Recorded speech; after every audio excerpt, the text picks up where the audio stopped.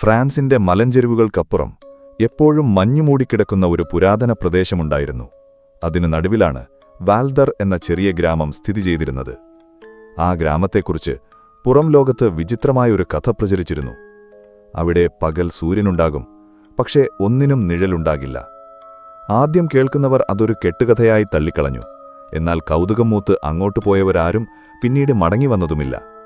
പാരീസിൽ നിന്നുള്ള ഫോട്ടോഗ്രാഫറായ എലിയാസ് എന്ന യുവാവിലൂടെയാണ് കഥ തുടങ്ങുന്നത്.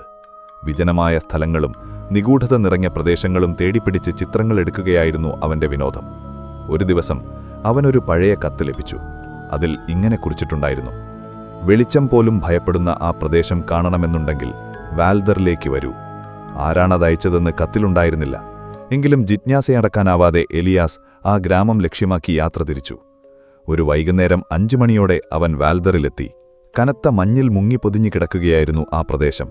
കല്ലുപാകിയ വഴികളും പഴയ യൂറോപ്യൻ ശൈലിയിലുള്ള വീടുകളും ചെറിയ പള്ളികളും നിറഞ്ഞ ഒരിടം. പക്ഷേ അവിടെയെല്ലാം എന്തൊക്കെയോ അസ്വാഭാവികതകൾ നിഴലിച്ചിരുന്നു. പെട്ടെന്നാണ് എലിയാസ് തന്റെ കാലിനടിയിലേക്ക് നോക്കിയത്. അവിടെ തന്റെ നിഴലില്ല. അവൻ അമ്പരന്നുപോയി. സൂര്യൻ അവന്റെ തൊട്ടുപിന്നിലുണ്ട്, പക്ഷേ നിലത്ത് ഒരു നിഴൽ പോലും വീഴുന്നില്ല. അവൻ ചുറ്റും നോക്കി. മരങ്ങൾക്കോ വീടുകൾക്കോ അവിടെ കണ്ട മനുഷ്യർക്കോ ഒന്നിനും തന്നെ നിഴലുണ്ടായിരുന്നില്ല. നിങ്ങൾ ഇവിടെ പുതിയതാണല്ലേ? പിന്നിൽ നിന്നുള്ള മന്ദമായ ശബ്ദം കേട്ട് അവൻ തിരിഞ്ഞു നോക്കി. അതൊരു വൃദ്ധയായിരുന്നു, മാർത്ത. എലിയാസ് നേരിട്ട് തന്നെ കാര്യം ചോദിച്ചു: ഇവിടെ എന്താ ഒന്നിനും നിഴലില്ലാത്തത്? അവർ ചിരിച്ചില്ല, ഗൗരവത്തോടെ പറഞ്ഞു: ആ ചോദ്യം രാത്രിയായതിനുശേഷം ഈ ഗ്രാമത്തിൽ ആരോടും ചോദിക്കരുത്. ഗ്രാമത്തിലെ ഒരു ചെറിയ ഹോട്ടലിലാണ് അവൻ അന്ന് താമസിച്ചത്. രാത്രിയായതോടെ ആ പ്രദേശം പൂർണ്ണമായും നിശബ്ദമായി. നായ്ക്കളുടെ കുരയോ കാട്ടിന്റെ മർമ്മരമോ പോലും കേൾക്കാനില്ലായിരുന്നു. കൃത്യം 12 മണിയായപ്പോൾ പുറത്തുനിന്നൊരു ശബ്ദം കേട്ടു. ടക് ടക് ടക്. ആരോ നടന്നുപോകുന്ന ശബ്ദം. അവൻ ജനലിലൂടെ പുറത്തേക്ക് നോക്കി. തെരുവിലൂടെ കുറേ മനുഷ്യർ നടന്നുപോകുന്നുണ്ട്. എന്നാൽ സൂക്ഷിച്ചു നോക്കിയ എലിയാസ് ഭയന്നുപോയി. അവർക്ക് മുഖമില്ലായിരുന്നു, വെറും കറുത്ത രൂപങ്ങൾ മാത്രം. ഭയം നിമിത്തം അവൻ പിന്നോട്ടു മാറി. അപ്പോഴാണ് മുറിയുടെ ചുമരിലേക്ക് അവന്റെ ശ്രദ്ധ പോയത്. മങ്ങിയ വെളിച്ചത്തിൽ അവന്റെ സ്വന്തം നിഴൽ ആ ചുമരിൽ തെളിഞ്ഞു നിൽക്കുന്നു. പക്ഷെ അവൻ നിൽക്കുന്ന ദിശയിലായിരുന്നില്ല അത്. അവൻ അനങ്ങാതെ നിന്നിട്ടും ചുമരിലെ നിഴൽ സ്വയം ചലിക്കുകയായിരുന്നു. ഒരിടത്തുനിന്ന് മറ്റൊരിടത്തേക്ക്, വളരെ സാവധാനം, ജീവനുള്ള ഒന്നിനെപ്പോലെ. അവൻ പരിഭ്രാന്തിയോടെ മുറിയിലെ വെളിച്ചം തെളിച്ചു. നിഴൽ പെട്ടെന്ന് അപ്രത്യക്ഷമായി. എന്നാൽ അടുത്ത നിമിഷം കണ്ണാടിയിലേക്ക് നോക്കിയ അവൻ തിരച്ചുപോയി.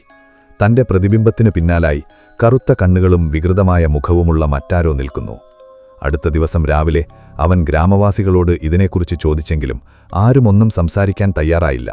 അടുവിൽ വഴിയിലുണ്ടായിരുന്ന ഒരു മദ്യപാനിയായ വൃദ്ധൻ അവനോട് രഹസ്യമായി പറഞ്ഞു: നിഴലുകൾ ഈ ഗ്രാമം വിട്ടുപോയിട്ടില്ല മോനെ. അവ ഇപ്പോഴും ഇവിടെ തന്നെയുണ്ട്. അവയ്ക്ക് ജീവനുണ്ട്. അയാൾ ആ ഗ്രാമത്തിന്റെ ശാപം അവന് പറഞ്ഞുകൊടുത്തു. 100 വർഷം മുമ്പ് വാൽദറിൽ ഡോക്ടർ ലൂസിയൻ എന്ന വിചിത്ര ശാസ്ത്രജ്ഞൻ ജീവിച്ചിരുന്നു. മനുഷ്യന്റെ ആത്മാവും നിഴലും തമ്മിൽ വേർപെടുത്താനാവാത്ത ബന്ധമുണ്ടെന്ന് അവൻ വിശ്വസിച്ചു. ഒരു രാത്രിയിൽ അവൻ ഗ്രാമത്തിൽ വെച്ച് ഒരു പരീക്ഷണം നടത്തി. മനുഷ്യനിലെ ഇരുണ്ട വശങ്ങളെ പ്രകാശത്തിന്റെ സഹായത്തോടെ വേർതിരിച്ചെടുക്കുകയായിരുന്നു അവന്റെ ലക്ഷ്യം. പക്ഷേ പരീക്ഷണം പരാജയപ്പെട്ടു. ആ രാത്രിക്ക് ശേഷം ഗ്രാമത്തിലുള്ളവരുടെയെല്ലാം നിഴലുകൾ ശരീരത്തിൽ നിന്ന് വേർപെട്ടുപോയി. രാത്രിയായാൽ ആ നിഴലുകൾ തെരുവിലിറങ്ങും. വൃദ്ധൻ തുടർന്നു: അവയ്ക്ക് വീണ്ടും ജീവനുള്ള ശരീരങ്ങൾ വേണം. എലിയാസിന് അത് പൂർണ്ണമായും വിശ്വസിക്കാൻ കഴിഞ്ഞില്ല. എന്നാൽ അന്ന് രാത്രി അവൻ ഉറക്കത്തിൽ നിന്ന് ഞെട്ടിയുണർന്നപ്പോൾ കണ്ടത് മുറിയുടെ കോണിൽ ആരോ നിൽക്കുന്നതാണ്. അതൊരു മനുഷ്യനായിരുന്നില്ല, അവന്റെ സ്വന്തം നിഴലായിരുന്നു അത്. രൂപം അവന്റേത് തന്നെ, പക്ഷേ മുഖമില്ലാത്ത, കണ്ണുകളില്ലാത്ത കറുത്ത ഒരു ശൂന്യത മാത്രം. ആ ഇരുണ്ട രൂപം വളരെ സാവധാനം സംസാരിച്ചു: നീ ഇങ്ങോട്ട് വന്നതുകൊണ്ട് ഇനി എനിക്കെന്റെ ലോകത്തേക്ക് തിരിച്ചു പോകാം. ഭയന്നുപോയ എലിയാസ് ഓടാൻ ശ്രമിച്ചു. പക്ഷേ നിലത്തുനിന്ന് കറുത്ത കൈകൾ ഉയർന്നുവന്ന് അവന്റെ കാലുകളിൽ ശക്തമായി പിടുത്തമിട്ടു.